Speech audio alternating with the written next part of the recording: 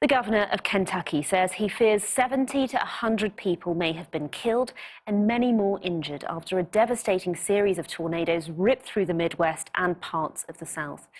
At least 18 tornadoes were reported across several states, with an emergency declared in Kentucky after a factory there collapsed, killing dozens inside.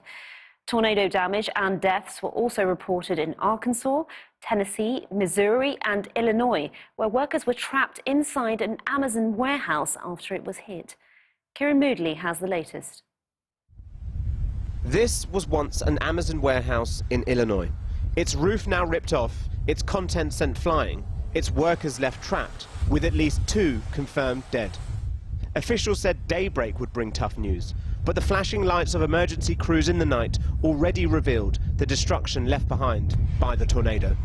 I talked to him about 8 o'clock tonight, a little before. I texted him and he was returning to the warehouse to drop his van off, and I haven't heard from him since. So I decided to come down here to see what was going on. I had no idea the building looked that bad, and I'm worried sick. I just want to know if he's okay. And this was not one tornado in one state, but a cluster of tornadoes across several states, with Arkansas, Missouri and Tennessee all affected.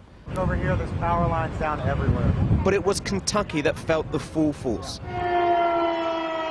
The destruction coming in the dead of night, the sirens blaring across the state as the governor declared an emergency and said at least 70 people had been killed. You can imagine how terrifying this is, especially in the dark. This is Kentucky's ground zero, the small town of Mayfield, and what's left of a candle factory. More than 100 people were working inside when the tornado hit. We're going to be okay, Andre. I promise we is going to be fine, baby. We is going to be fine.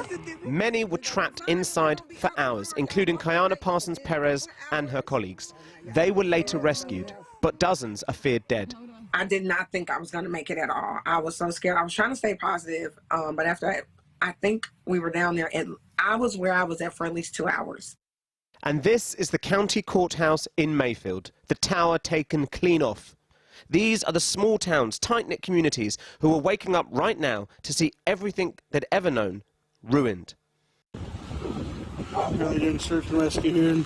Kentucky experienced 4 tornadoes last night, with the primary one staying on the ground continuously for more than 200 miles. This shows you what we believe will be the longest tornado touchdown in terms of distance in our history. Scientists have warned that climate change could lead to more intense and longer-lasting severe weather, and to have such a tornado cluster in December is unusual.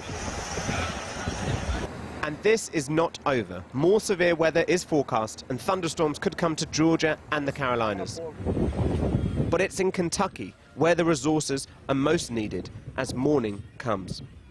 The National Guard are on the scene, but it's a long journey to recovery as the search and rescue begins, with the death toll likely to rise.